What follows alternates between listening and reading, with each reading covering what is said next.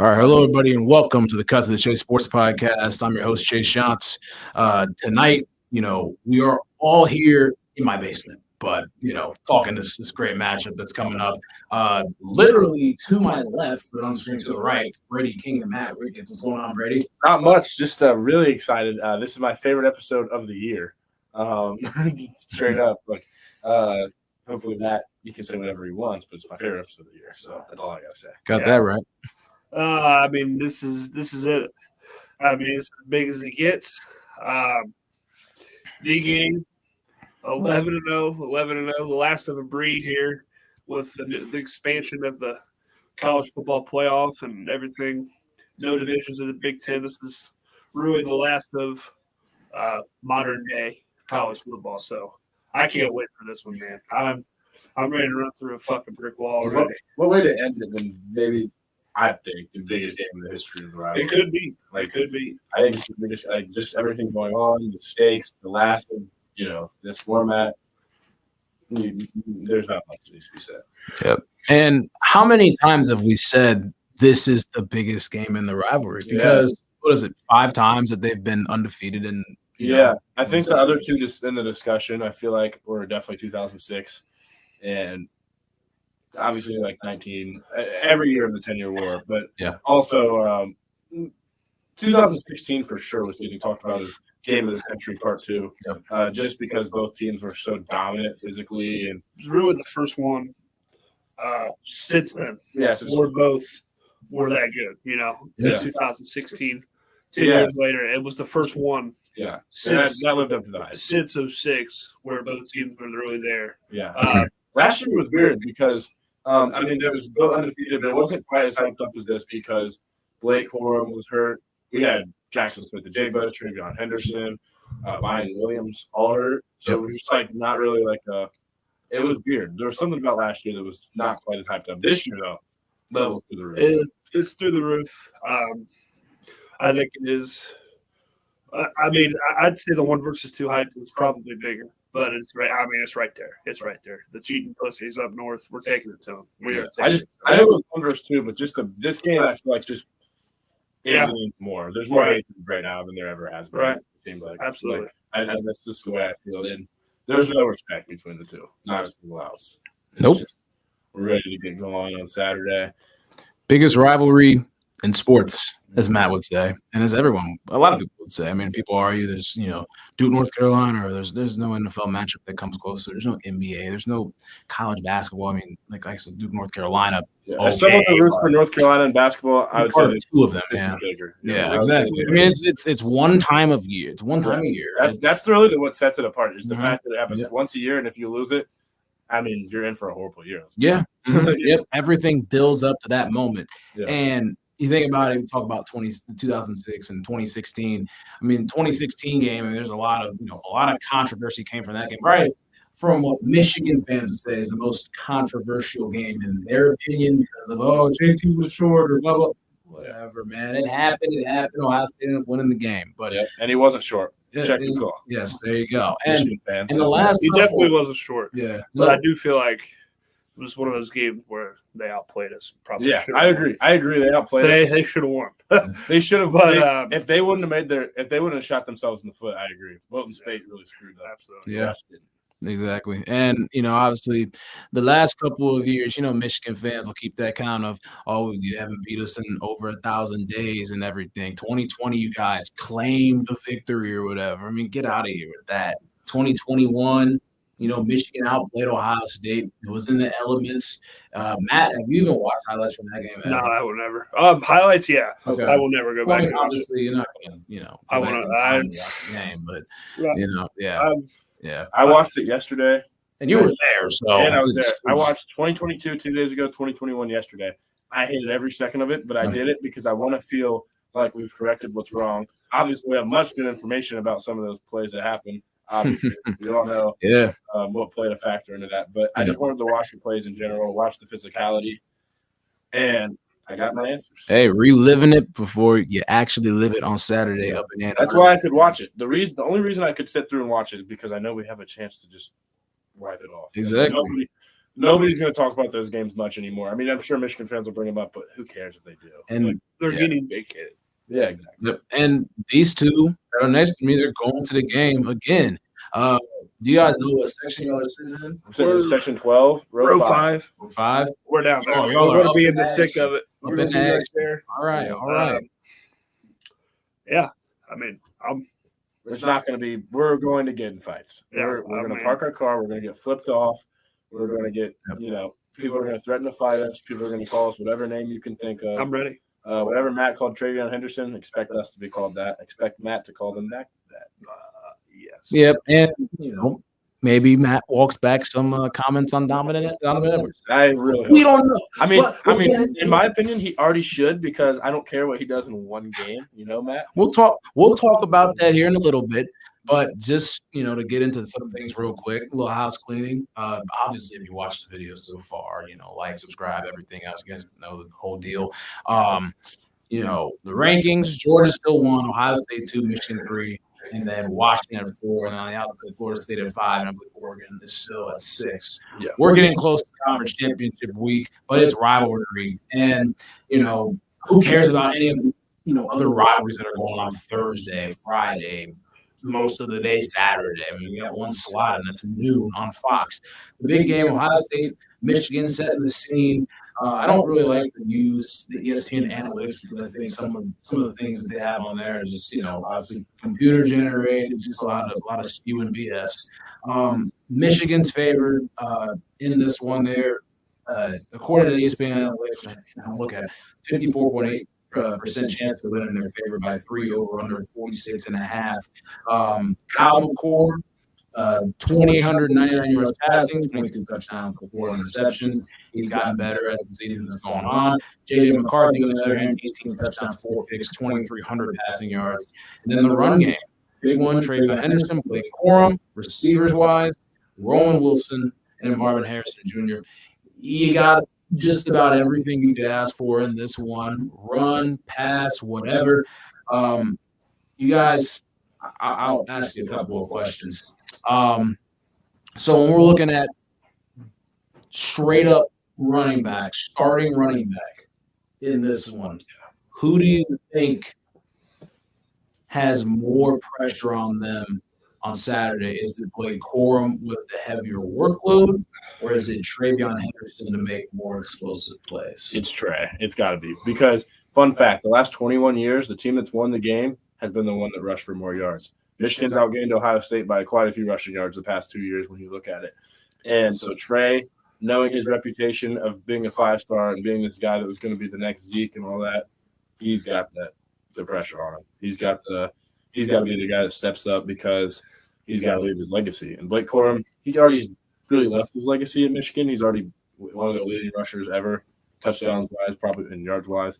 So I think Trey, it's Trey. I mean, if Trey has a huge game this game and we win, he probably goes down as one of the better backs in maybe Ohio State history when you just look at how good he was as a freshman and then as a senior or as a junior when he stepped up and beats the team up north as an underdog.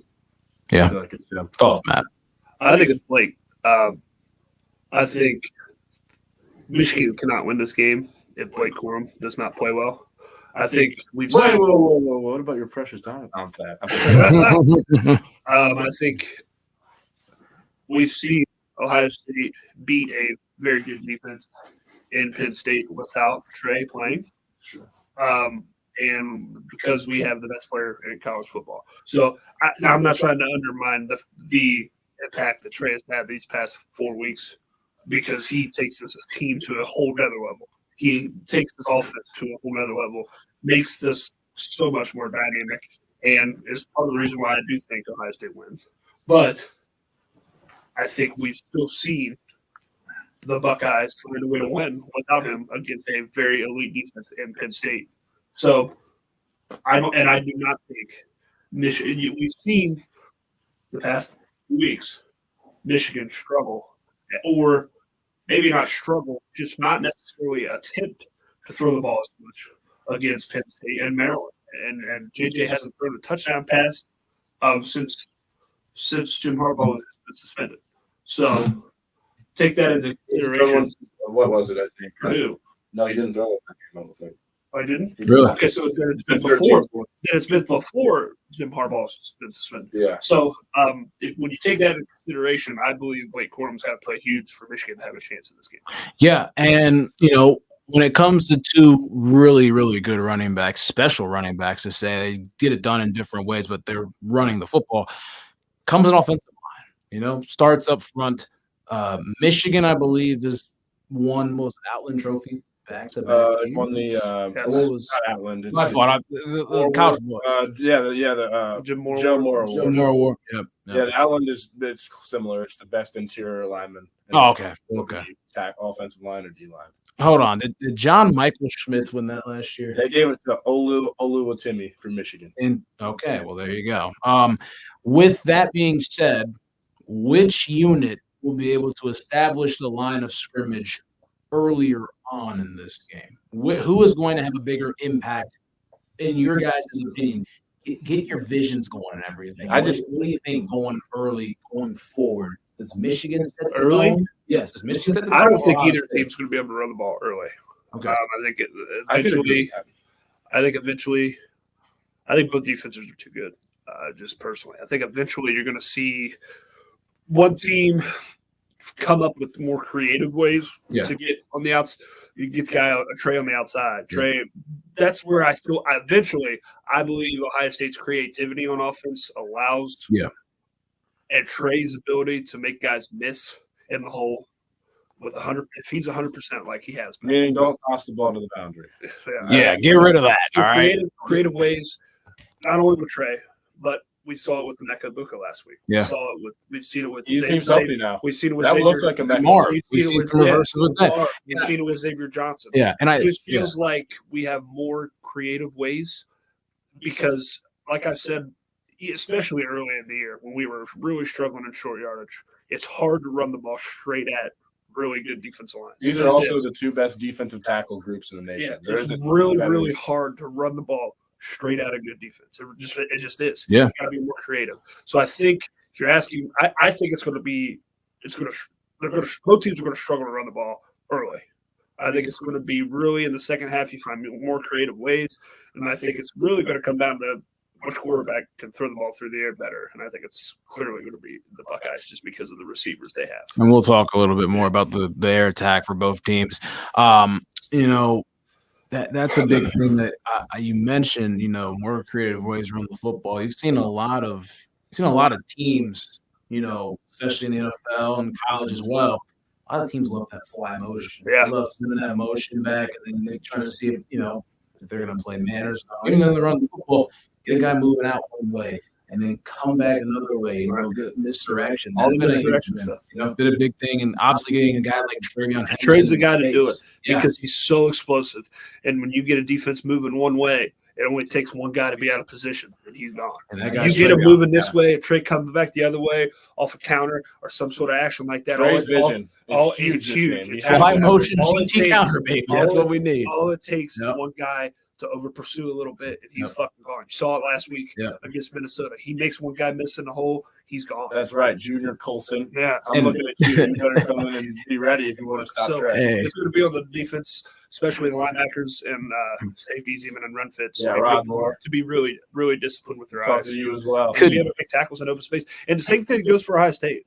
Reality. Blake Moore does a really good job of getting those tough yards and just getting real skinny in the hole. It's hard to fucking bring that guy down. And the X factor when it comes to, and I want to mention this. Could you imagine having Justin Fields in this type of game? God. Being able to rather have him than Kyle. Well, obviously everyone would, but just being able to use his legs involved. But that's something that Michigan keeps in mind as well in the run game. Well, you mentioned this before. Penn State, the X factor, maybe J.J. McCarthy's legs. It might be the X factor in this one.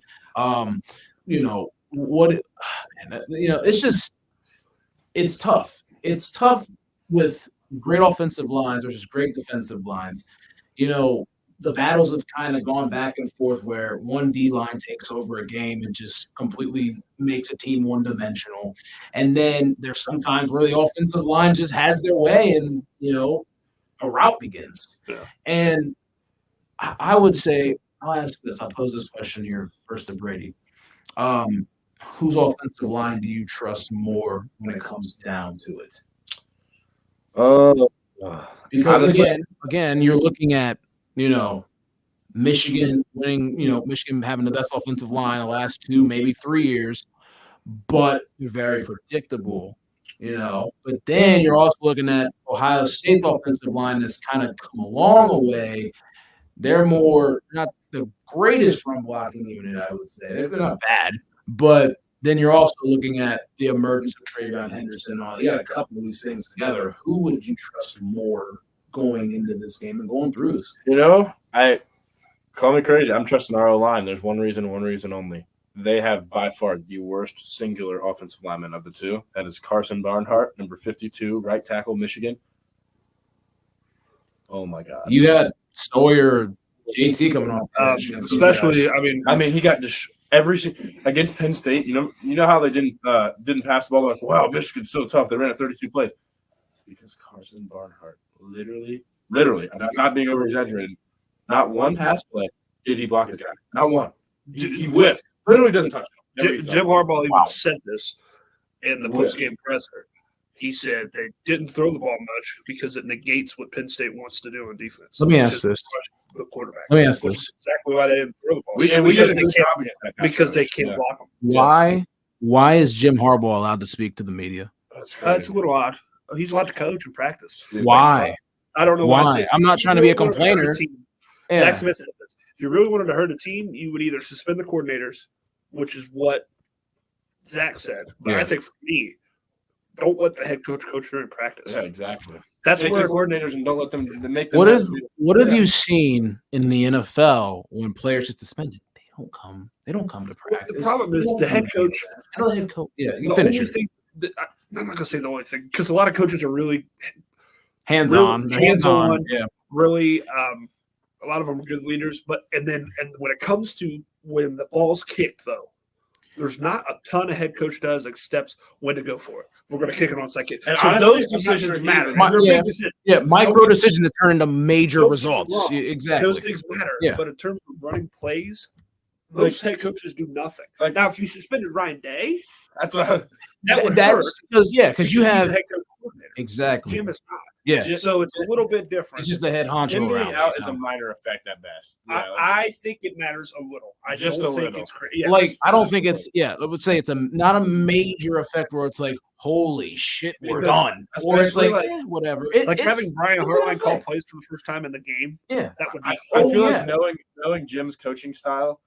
If you guys want to watch it, 2017 Michigan Wolverines have a whole documentary. You literally get to hear everything they say on the field. Oh, you're talking about All In, Amazon Prime. It's good. It's funny. Don Brown.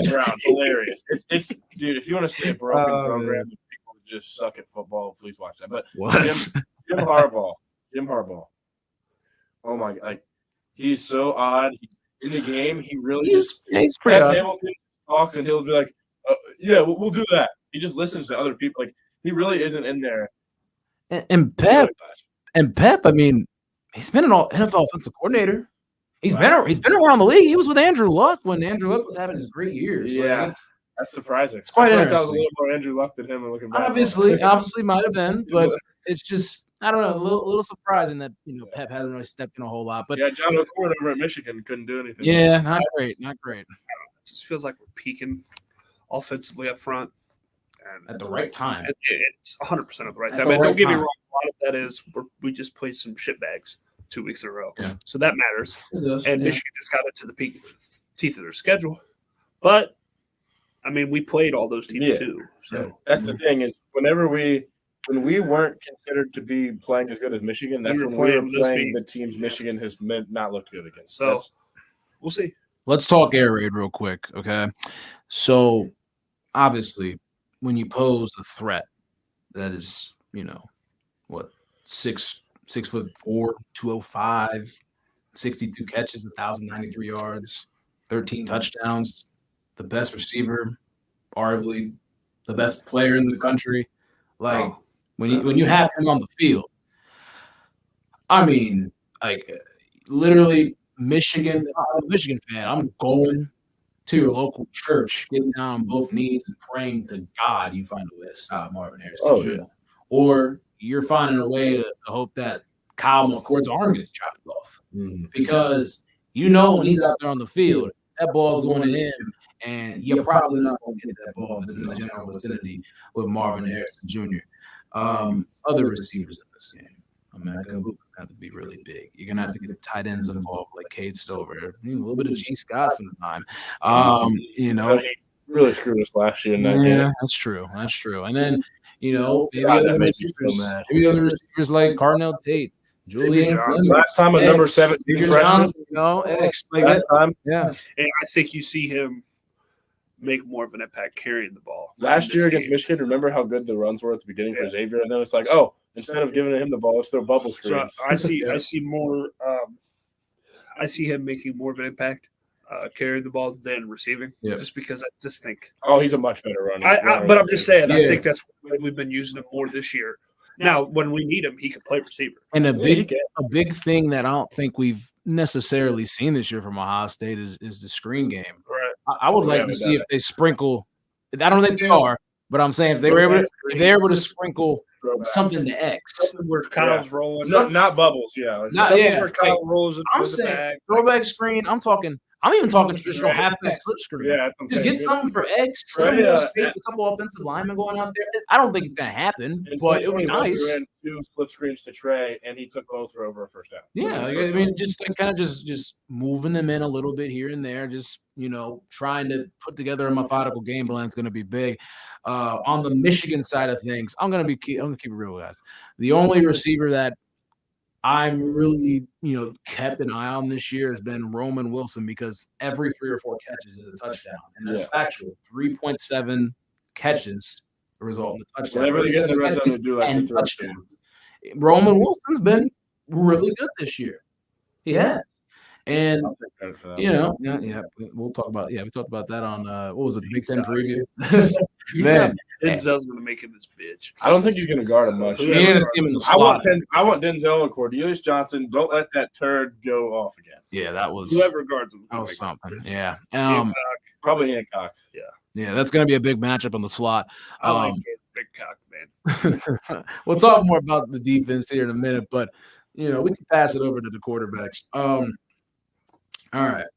So, Kyle McCord's strong suit. This question's funny. What is not many? What is the strongest attribute of Kyle McCord? He's so average at everything, but he's really bad at moving around. Okay. I would say his strong suit is when he's kept a clean pocket, he's decent at pushing it downfield. Okay. I agree. Okay. His best thing is I think he can take the top off of defense. I like with the ball. This is the perfect week for you to say that. I know. Take the top off the defense. It's been a minute since you've said that. I believe he can do it. He's got his arm doesn't look like it's going to be strong because he's a weird throwing motion, but he's pretty strong. He'll surprise you. His mechanics are a little odd. Yeah, they're odd. That's what makes it seem like he actually has a stronger arm than JJ.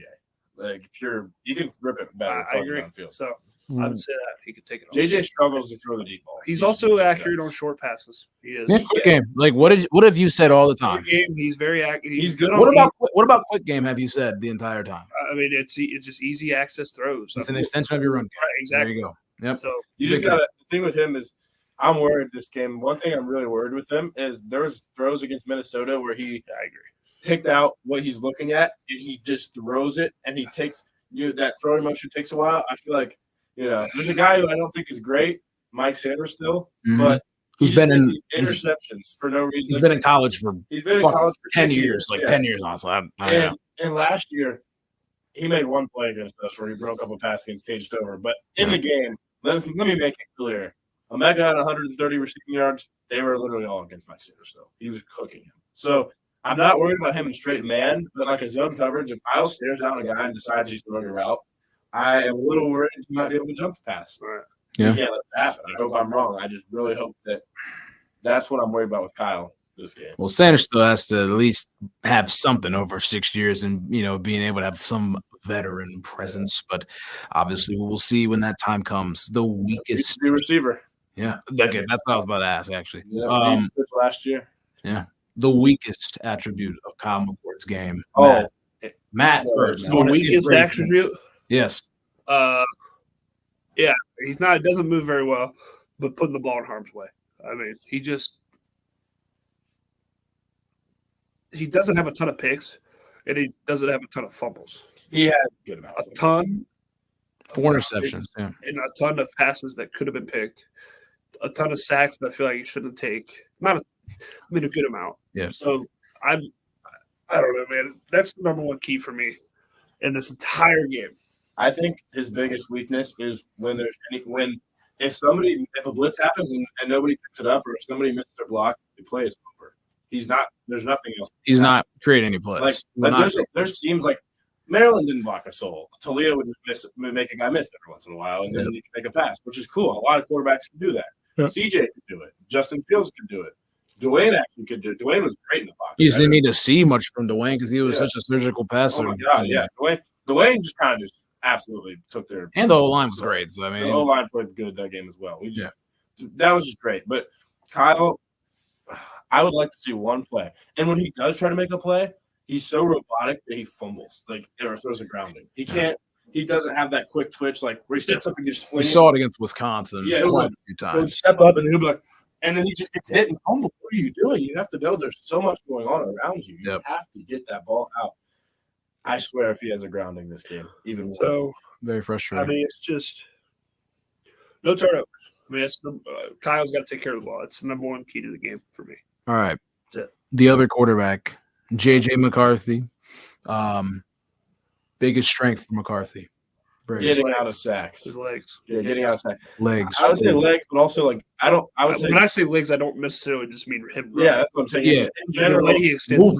I'm going to push into a even shorter perspective. I think it's just his ability. If we get pressure, it's not an immediate sack. The play's not dead like it is with Kyle. 100%. He's good at moving around. Now, sometimes he screws up and takes a long sack, which is the good part. But he running the ball down. When he just takes off and runs, he's not going to take it to the end zone. He can pick up a first down. Yeah, but he's has that little quick leg. It's almost one of those things where it's say the pocket collapses and you take a picture of it, and you're like, okay, with J.J. McCarthy, what happens in this play? A, B, or C? With Kyle McCord, what happens in this picture? One option. Yeah. It's a sack. It's a sack. There's the difference there being, legs, escapability. Yeah.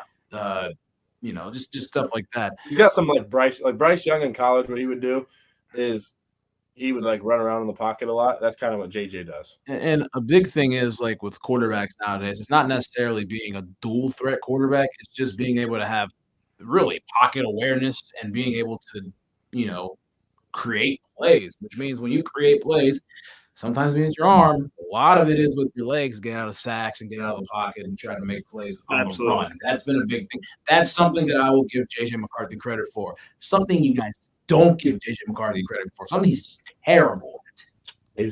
His accuracy down the field. Yeah. He also has an interesting throwing motion. Neither of these guys have a fluid motion. Like looking at these guys throw the football, I don't come away from either thinking they're one of the best quarterbacks in college football. I think they're pretty similar, but the problem with JJ is Kyle's biggest strength might be his biggest weakness, and Kyle's biggest weakness is JJ's biggest strength. This is makes it a very interesting matchup. It's crazy, and it's funny because we picked Kyle. In recruiting, JJ asked Ryan Day, he said, "Coach, I'm ready to commit." He was a Buckeye fan growing up. Let's show us real quick. There you go. Keep your story going. Yeah, exactly. Jonah, what's up, man? Good to see you commenting on our video. But yes, he did say it. JJ was a Buckeye fan growing up. He tried to commit to Ohio State. Ryan Day said, "Let's wait a second." 2 days later, Kyle McCord commits to Ohio State. JJ starts hitting Ohio State. And then Notre Dame, he tries to commit to Notre Dame, and they declined him and took Tyler Buckner instead. So it makes me smile. Fuck you, JJ. So it's interesting. There's such polar opposites. Fucking tear your dreams apart, you little bitch. Maybe it might be better we end up with Kyle for this particular team and having a receiver that needs the ball thrown to him downfield. So we'll see after the game what happens. We'll see how that all plays out. We've been waiting for years to see JJ versus Kyle.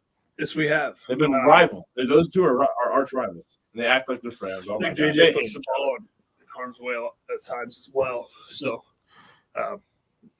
we obviously need to take advantage of that. Situational. Let me give you a couple of different situations and give me the quarterback that you guys would want to have more. This is going to be just plays in general, okay? Against you, I'm playing. Okay. Opening drive Who do you trust more to go score a touchdown opening drive of the game? Make you think a little bit. I actually think I would take JJ. I think I'd take Kyle.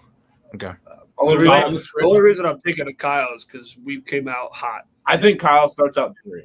These past on the road weeks, makes sense. Yeah. These past couple weeks, we've come out very, very, very hot, and I don't think they can. I have a lot of faith in our defense. Yeah. A lot, probably too much.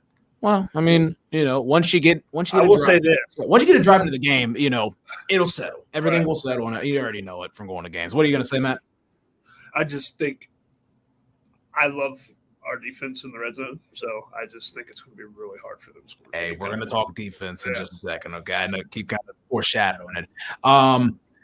3rd and 15, someone's got to get a first down and keep the drive going. You get on the opposite side of the field. Who do you trust to knife a ball into the zone? Or I think it's Kyle. He's done it already. 3rd and 19 against Notre Dame, so that's a perfect. That's the perfect Kyle scenario because 1, he's got Marvin Harrison Jr. Yeah, that's what I was saying. Yeah. 2, he did it without Marvin, and I know people say, well, Mecca is also really good, but he still made the throw, and they knew it was coming. And also, Chase was at the game. I was at the game. 2nd and 33 against Maryland. First down. Hey, that's it. Marvin's somewhere. I mean, yeah. Pick it up on that play. No. It's just things that – the thing that really worries me situationally about JJ is when we get them in 3rd long or 2nd long or – 2nd medium, 3rd medium. But that's also when his legs come into play at the same time. That's what I'm trying to say. That's the only thing. Yeah. That's the number one thing that worries. God, it's going to make me so mad. He's going to scramble for a first down on 3rd and 10. That's what I'm saying. Yep. I've seen so many times where our guys get there and we just can't get them. I swear, Jack Sawyer. It's always Jack. It kills the defense. It kills the defense. And I've also seen so many times where we almost get them quarterback rolls and our guys can't hold coverage that long. It's just too long. Yeah. And then they make a play down the field. Plus 4 or 5 seconds. Rough. Yeah. Exactly. That is the 2 X factors for me are Kyle turning the ball over, not turning the ball over, and then JJ making plays with his feet outside the pocket, throwing it, or running for first downs. Those 2 things I think are going to end up deciding the game. Jack just has to make tackles in the backfield. Yeah. So those are the 2 biggest X factors for me. I know you just look at running the ball, defense, whatever. I think those 2 things on the inside of the game, Kyle not turning it over, JJ making plays with his legs are going to be the things that decide the game. This might sound crazy for the 3rd one. A quarterback sneak at the 1-yard line to win the game. Kyle. I think Kyle is bigger than JJ. And I don't think JJ's legs matter for this as much because Kyle is a bigger dude. Yeah. And I think we'll have Chip pushing him. And I trust Chip more than any of Michigan's big guys behind them. I like Kyle too. He's a mean son of a bitch. Kyle picks up first downs on sneaks. He's done it.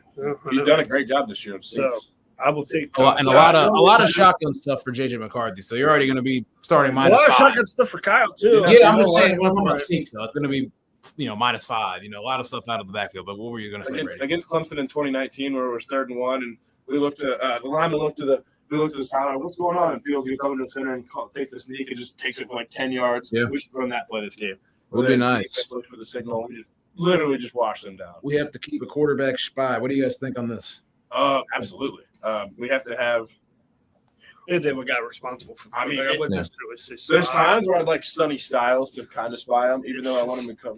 It's just hard to do. It's a little risky because you're taking one guy out of your game plan and you're playing, So 11 on 10. It's going to be one of the linebackers. So yep. They're going to have to be able to fly. I mean, that's the reality of it. Yeah. And then the other one's going to have to cover the tight end and the coverage. So pick which one. All right. Defense, man. Defense. It's going to win this game.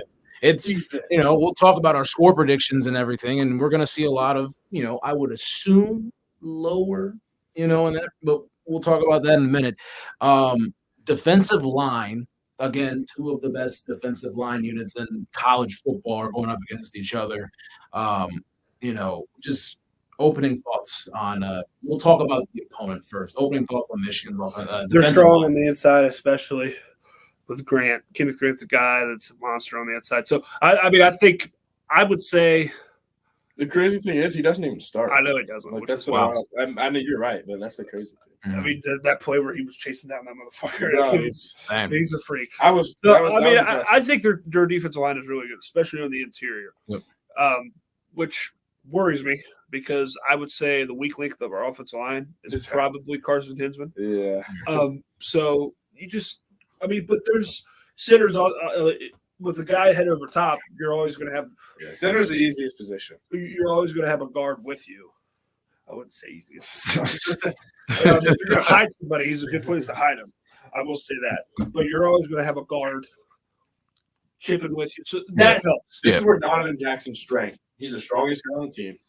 He needs to be the one blocking these big fat defenses. Let me also mention, can Josh Simmons not have a false start today? That'd be awesome. He's played really well. He has. I'm just saying. I'm going to give him a pass. It's a little pet peeve, you know. The shit usually pisses me off a lot.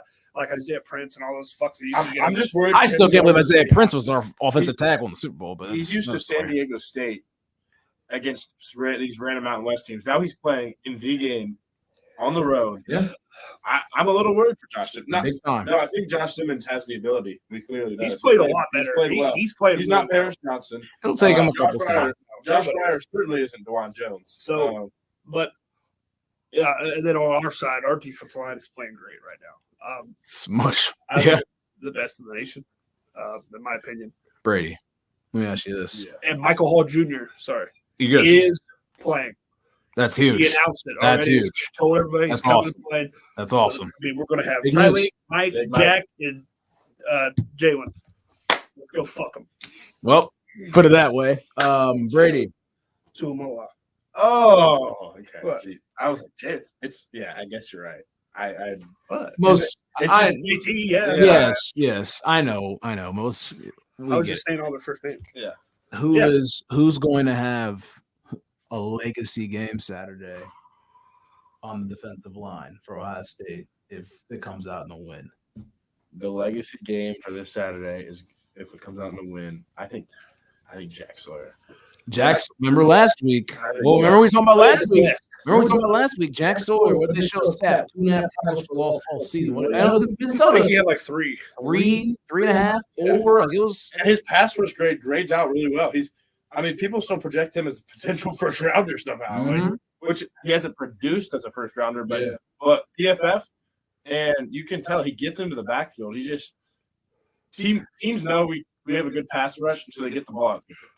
It's clearly what happened. He needs to do a better job taking people to the ground and getting people. You also got to think about this too. I mean, you've seen what JTT has done. Yeah, he's had fantastic games. He's Penn State, of course, other games like that. Especially offensive line last year. Exactly, that's big stuff right there. You're gonna see, Michigan. They're gonna try to scheme stuff up where it's a running back out of the backfield that chips him, tight end chips him, stuff like that. They're gonna try to get help over there.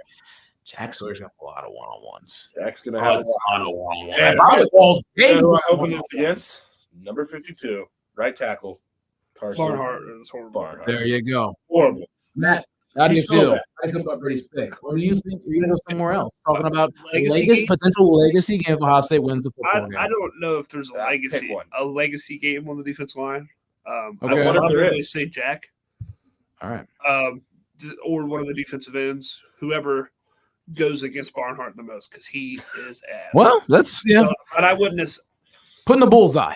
Putting the bullseye on Barnhart. I don't necessarily see a legacy. You know what would happen? Obviously have a defensive end on Barnhart, but then just blitz like Sonny Styles right by him, so Barnhart has to worry about that too. Yeah, man. I mean, you start overloading blitzes and stuff. I got a feeling.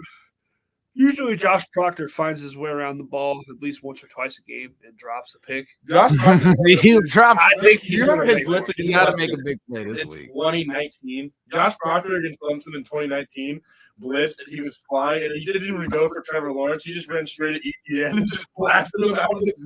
He just threw him back 5 yards. Proctor's a character, I'll tell you. He's a character. Each year is literally blasted backwards. They've been playing since 2018. I watched the 2018 Michigan game today, and Josh Proctor's on the sideline.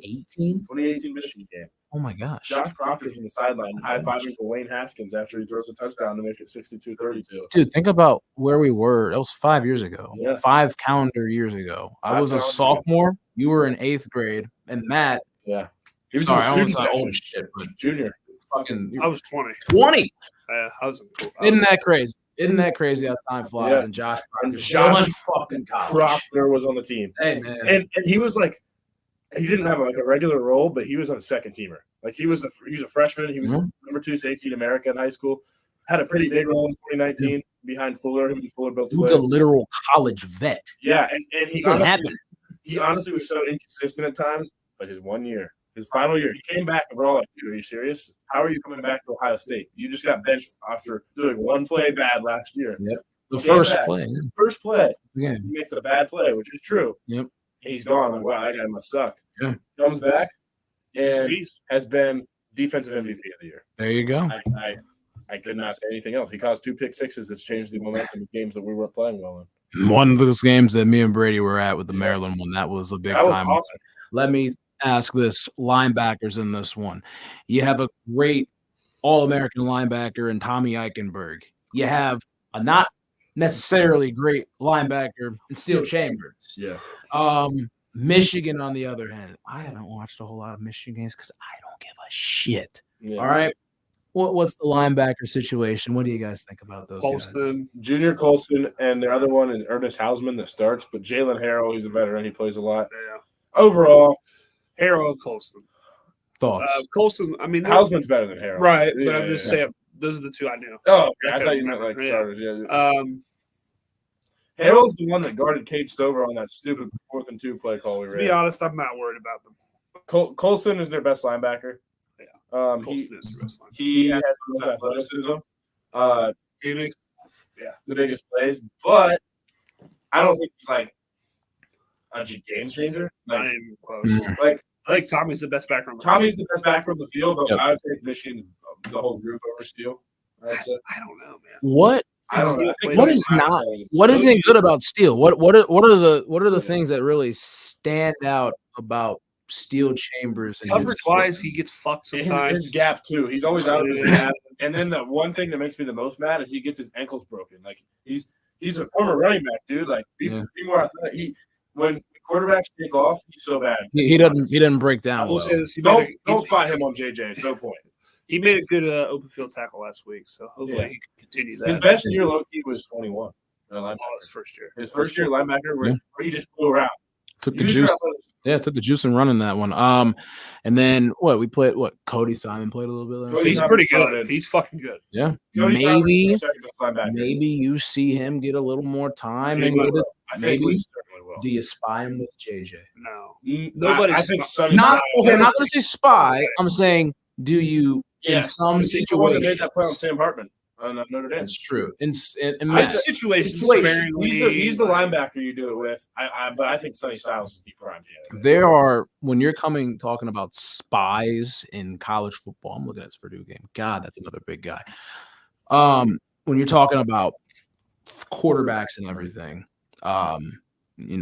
putting spies on them, it's special quarterbacks.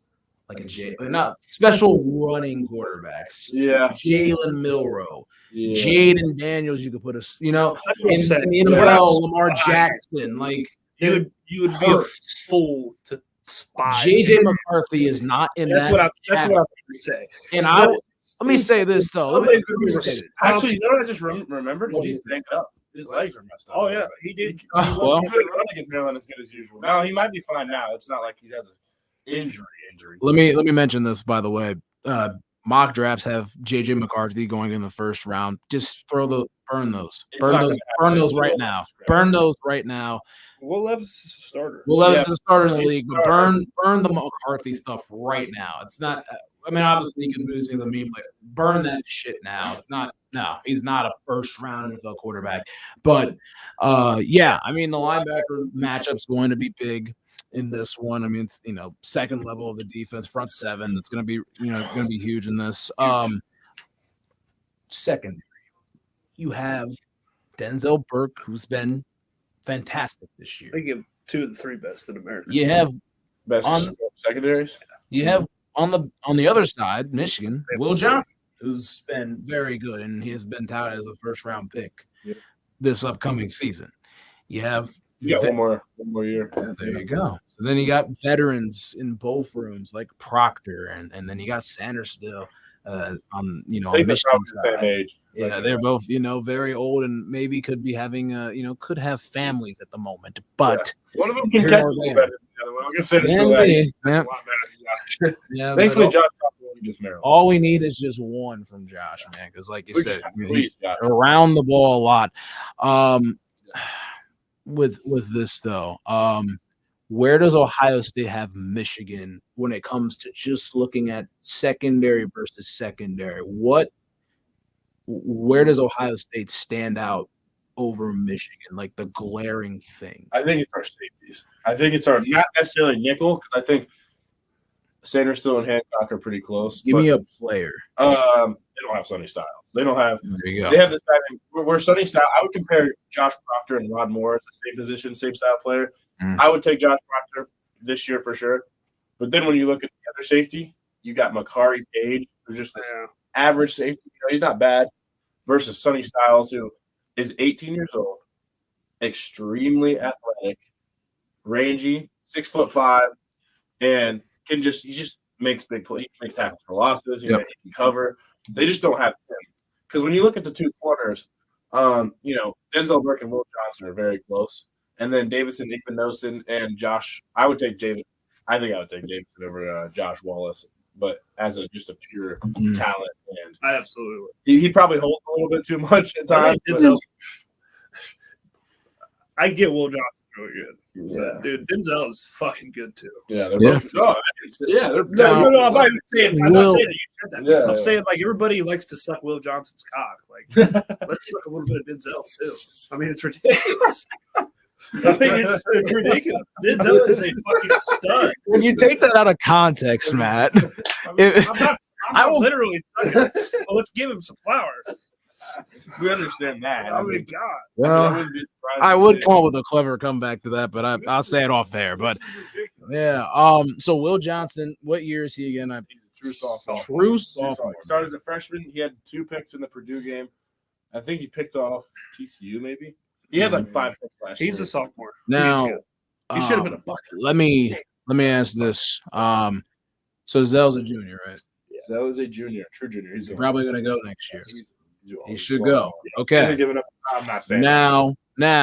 But it's true. This is going to the next level. Yeah. This is, teams can impact players when they get into a new system in the National Football League. When you're looking at I'm not going to say prototype or anything like that. When you're looking at the measurements, when you're looking at what translates to Sundays, who do you think will translate quicker to the National Football League, Denzel or Will Johnson? I'm on Denzel. Probably he comes Denzel. From DBU, baby. I think they're both really good. I think they're about. I think Denzel's a little bit more physical. Okay. Denzel, especially in the run game. Denzel plays more like Denzel, right. And I'm talking about Denzel Ward. Yeah, they play similar. Like, I'm not saying just because they both had a similar hit on Maryland. It's because they're both not super tall. Hey, when Gus Johnson literally has a part 2 of that's exactly. Pretty special. But continue. And Denzel Burke's a fucking beast. Denzel Burke is a dog. I watched all. He's a fucking beast. They had uniforms, or not uniform interviews. What did I say? Uniforms. They had interviews today for the players.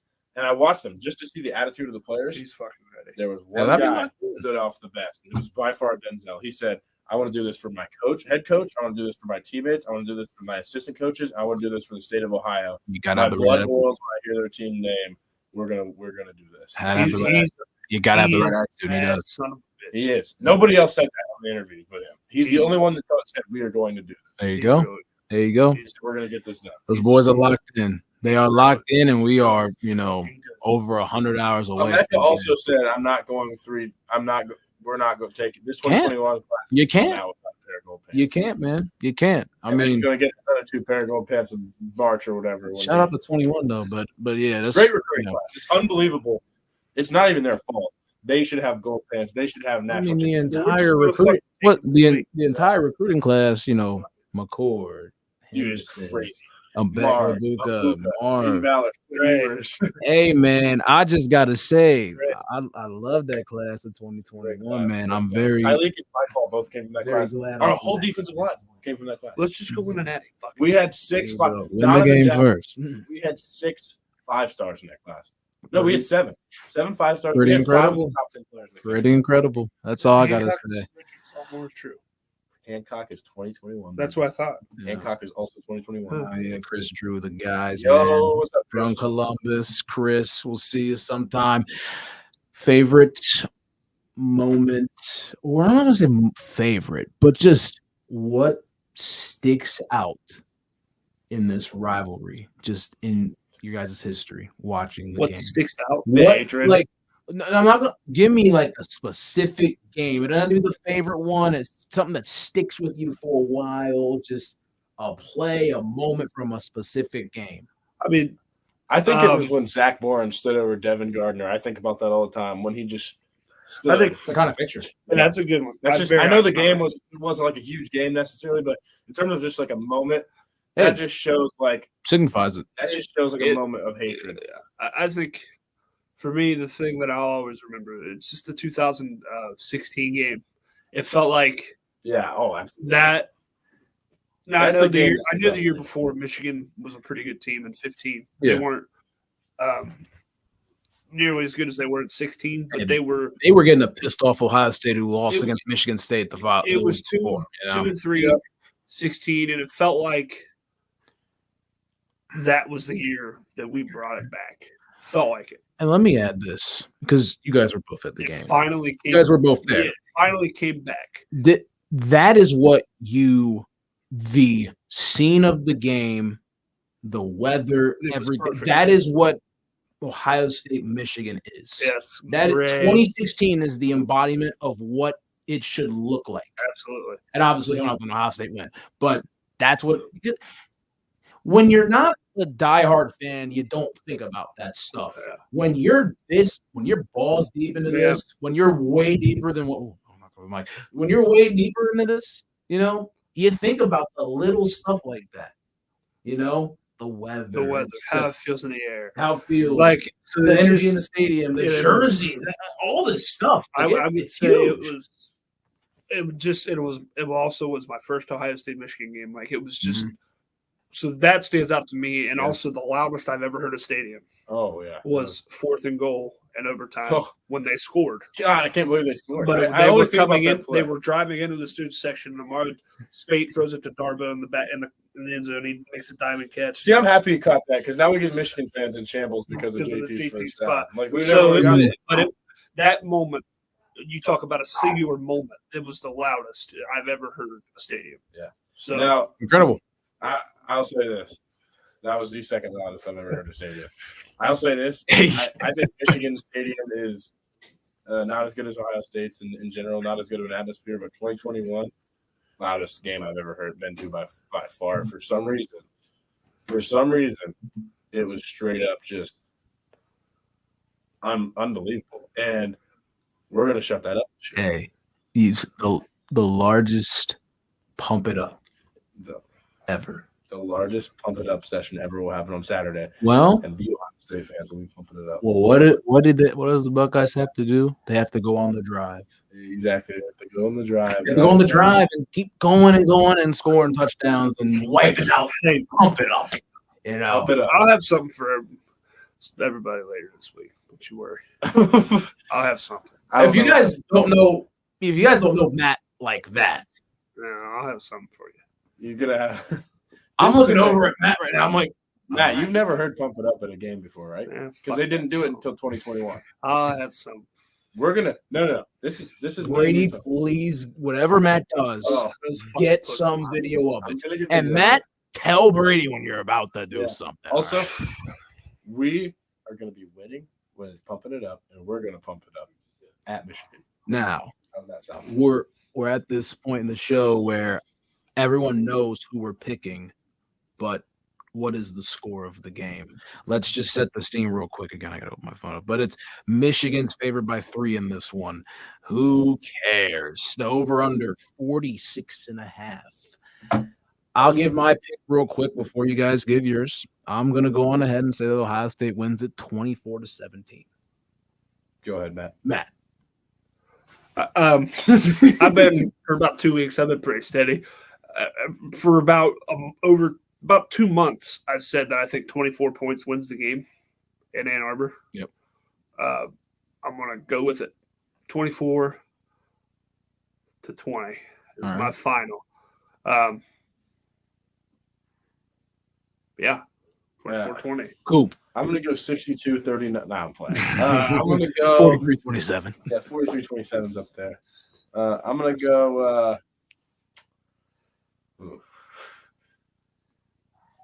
I'm going to go 27-24. All right. Victory, field goal. Cool. Ohio State wins on the road at Michigan. The in the big house. The loser of this game, and a tragedy as it is not making the playoff. No. Well, it's win or go home, man. It's win or go home. It is win or go home. This is in a year where college football. In a year, go home. I wouldn't. Yeah, I would not. I want to play in Indy. But playing in Indy is awesome because you just realize you just beat Michigan. Yeah, you're playing for the Big Ten Championship. You're playing for the Big Ten Championship. You're going to win because you're playing Iowa. I'm going to say this. If this game turns out to be an all-time classic where it's a very, very close game, it's going to be a damn tragedy that both teams. No, absolutely. They're both top 14. It wouldn't shock me if both teams make it. Somehow. Yes, but again, the way college football is open, you're going to have some teams that might be undefeated, one-loss teams that win their championships. But again, we'll see how the committee values this one because this game is the biggest. This is the biggest staple, I would say, throughout the playoffs. Oh, it is. There's been 3 times in the past since 2000 that there's been 11 other teams meeting each other. All 3 of them. All 3 right there. Which I know they play on the last week every year, but Alabama Auburn hasn't done that. Yep. Like that's another game. Michigan wins. We don't agree, Dylan Bradburn. We do not agree with that. But you have your opinion. But you have your opinion. Who is that guy? I don't. Oh, you don't know? But I don't know you, but not on the first level. But hey, yeah. Dylan Bradburn. We're gonna beat Michigan. All right. Go on ahead there. Yeah. Matt just loves to. Sorry, Dylan. All right. We're gonna end the show right here. 2 hours. Okay, Chris. There you go. Ohio State wins by 10. Yes, sir. Nice. All right. Hey, did he just call us a whore? Hey, you. He's talking about you. I'm playing. We're gonna end the show right now. No, Chris. I would love that, and I would be more happy if we won by 10 than if we won by 3. That's all I'm gonna say. Hey, man, a win's a win in football and sports. I think a 4-point win is gonna make me feel way less stressed. Hey, we're getting everybody's predictions in here. 35-14 Ohio State from Jonah. If that happens, Jonah. If that happens, hey, Matt, you're storming the field, man. I promise. You're storming the field. Defensive touchdown. I will send a video of my shirt off, chugging a beer in the Michigan parking lot. Do that again. What? Just do it again. Take a video of me chugging a beer in the Michigan parking lot. We're gonna clip that one. And yes.